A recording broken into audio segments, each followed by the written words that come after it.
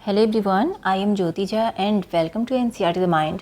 तो आज हम लोग पढ़ेंगे एनसीईआरटी क्लास 7th दुर्वा हिंदी चैप्टर 4 गुब्बारे पर चिता कहानी। तो चलिए पढ़ना स्टार्ट करते हैं। तो आप इसे ध्यान से सुनिए। इस कहानी का प्रश्न उत्तर भी मैं आपको नेक्स्ट वीडियो में बताऊंगी। तो चलिए कहानी सुनते हैं। ठीक है, गुब्बारे पर चिता। ठीक है, तो ये बहुत ही अच्छी कहानी है, आप इसे ध्यान से सुने। ठीक है, गुब्बारे पर चिता। मैं तो ज़रूर जाऊंगा, चाहे कोई छुट्टी दे या ना दे। बलदेव सब लड़कों को सर्कस देखने चलने की सलाह दे रहा है। बात यह थी कि स्कूल के पास एक मैदान में सर्कस पार्टी आई हुई थी। सारे शहर की दीवारों पर उसके विज्ञापन चिपका दिए गए थे। विज्ञापन में तरह तरह के जंगली जानवर अजीब अजीब काम करते दिखाए गए थे। लड़के तमाशा देखने के लिए ललचा रहे थे। पहला तमाशा रात को शुरू होने वाला था, मगर हेडमास्टर साहब ने लड़कों को वहां जाने की मनाही कर दी थी। इश्तिहार बड़ा आकर्षक था। आ गया है, आ गया है, आ गया है, आ गया है। जिस तमाशे की आप लोग भूख प्यास छोड़कर इंतज़ार कर रहे थे, वही बम्बई सर्कस आ गया है। आइए और तमाशे का आनंद उठाइए। बड़े बड़े खेलों के सिवा एक खेल और भी दिखाया जाएगा, जो ना किसी ने देखा होगा और ना सुना होगा। लड़कों का मन तो सर्कस में लगा हुआ था। सामने किताबें खोले जानवरों की चर्चा कर रहे थे। क्योंकर शेर और बकरी एक बर्तन में पानी पिएंगे, और इतना बड़ा हाथी बैलगाड़ी पर कैसे बैठेगा। बैलगाड़ी के पहिए बहुत बड़े बड़े होंगे। तोता बंदूक छोड़ेगा और बनमानस बाबू बनकर मेज पर बैठेगा। बलदेव सबसे पीछे बैठा हुआ अपने हिसाब की कॉपी पर शेर की तस्वीर खींच रहा था और सोच रहा था कि कल शनिचर नहीं इतवार होता तो कैसा मज़ा होता। यानी कि वो सोच रहे थे कि कल अगर सैटरडे नहीं होता, अगर संडे होता तो कितना अच्छा होता। बलदेव ने बड़ी मुश्किल से कुछ पैसे जमा किए थे। मना रहा था कि कब छुट्टी हो और कब भागूं। ठीक है, कब छुट्टी हो और कब भागूं। हेडमास्टर साहब का हुक्म सुनकर वह जामे से बाहर हो गया। छुट्टी होते ही वह बाहर मैदान में निकल आया और लड़कों से बोला, मैं तो जाऊंगा, ज़रूर जाऊंगा, चाहे कोई छुट्टी दे या ना दे। मगर और लड़के इतने साहसी ना थे। कोई उसके साथ जाने पर राजी ना हुआ। बलदेव अब अकेला पड़ गया, मगर वह बड़ा जिद्दी था। ठीक है, दिल में जो बात बैठ जाती उसे पूरा करके ही छोड़ता था। शनिचर को और लड़के तो मास्टर के साथ गेंद खेलने चले गए। बलदेव चुपके से खिसक कर सर्कस की ओर चला। वहां पहुंचते ही उसने जानवरों को देखने के लिए एक आने का टिकट खरीदा और जानवरों को देखने लगा। इन जानवरों को देखकर बलदेव मन में बहुत झुंझलाया। वह शेर है, मालूम होता है महीनों से इसे मलेरिया बुखार आ रहा हो। वह भला क्या 20 हाथ ऊंचा उछलेगा, और यह सुंदरवन का बाग है, जैसे किसी ने इसका खून चूस लिया हो। मुर्दे की तरह पड़ा है।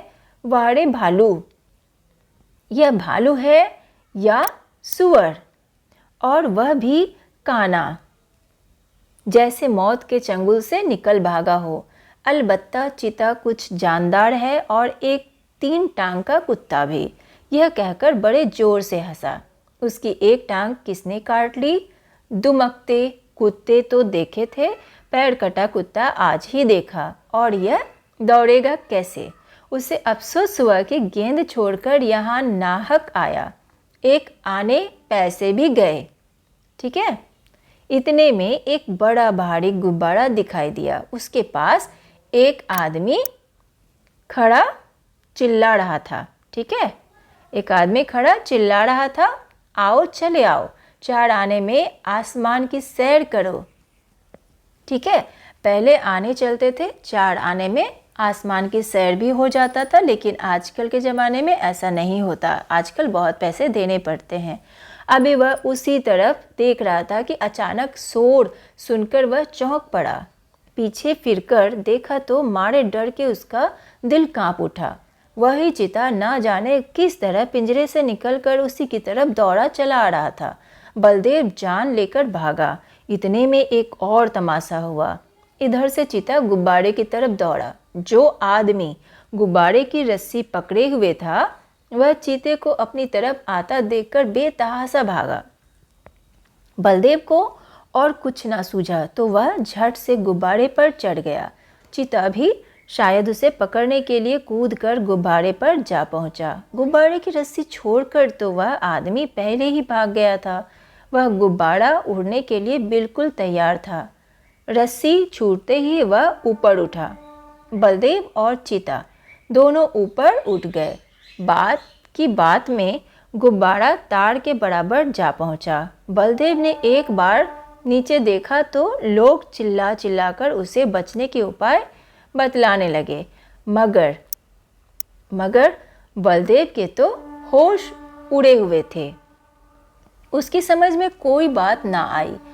ज्यों-ज्यों गुब्बारा ऊपर उठता जाता था, चीते की जान निकली जाती थी। उसकी समझ में ना आता था कि कौन मुझे आसमान की ओर लिए जाता है। वह चाहता तो बड़ी आसानी से बलदेव को चट कर जाता, मगर उसे अपनी ही जान की फिक्र पड़ी हुई थी। सारा चीतापन भूल गया था। आखिर वह इतना डरा कि उसके हाथ पांव फूल गए और वह फिसलकर उल्टा नीचे गिरा। जमीन पर गिरते ही उसकी हड्डी पसली चूर चूर हो गई। अब तक तो बलदेव को चीते का डर था। अब यह फिक्र हुई कि गुब्बारा मुझे कहाँ लिए जाता है। वह एक बार घंटाघर की मीनार पर चढ़ा था। ऊपर से उसे नीचे के आदमी खिलौने से और घर घरौंदों से लगते थे, मगर इस वक्त वह उससे कई गुना ऊंचा था। ठीक है, एकाएक उसे एक बात याद आ गई। उसने किसी किताब में पढ़ा था कि गुब्बारे का मुंह खोल देने से गैस निकल जाती है और गुब्बारा नीचे उतर आता है, मगर उसे यह ना मालूम था कि मुंह बहुत धीरे धीरे खोलना चाहिए। उसने एकदम उसका मुंह खोल दिया और गुब्बारा बड़े जोर से गिरने लगा। जब वह जमीन से थोड़ी ऊंचाई पर आ गया तो उसने नीचे की तरफ देखा। दरिया बह रहा था। फिर तो वह रस्सी छोड़कर दरिया में कूद पड़ा और तैरकर निकल आया। तो ये आपका जो कहानी था गुब्बारे पर चीता, ये ख़त्म हो चुका है। ठीक है, ये ख़त्म हो चुका है। तो बहुत ही अच्छा कहानी था प्रेमचंद का। ठीक है, इसके जो राइटर हैं, लेखक, वो हैं प्रेमचंद। तो हमेशा आपको ये याद रखना है कि जो भी कविता है या कहानी आप पढ़ते हैं उसके लेखक कौन हैं। ठीक है, क्योंकि ये सब एग्ज़ाम में पूछा जाता है। आपसे पूछ दिया जाएगा कि गुब्बारे पर चीता कहानी का लेखक कौन है। ठीक है, तो आप बताएंगे प्रेमचंद। तो आपका ये वाला जो है ना कहानी वो कंप्लीट हो चुका है। आशा करती हूँ कि आप सभी को इस कहानी को समझने में आसानी हुई होगी। जो भी मैंने पढ़ाया है आप समझ गए होंगे। और इस कहानी का जो प्रश्न उत्तर है यहाँ आप देख सकते हैं, ये जितने भी प्रश्न हैं। ठीक है, तो ये मैं आपको नेक्स्ट वीडियो में बताऊँगी, तो आप वहाँ जाके इसे प्रैक्टिस कर सकते हैं। ठीक है, तो कैसा लगा आपको पढ़ के मुझे ज़रूर बताइए कमेंट करके। ठीक है, मुझे आपके कमेंट का इंतज़ार रहता है।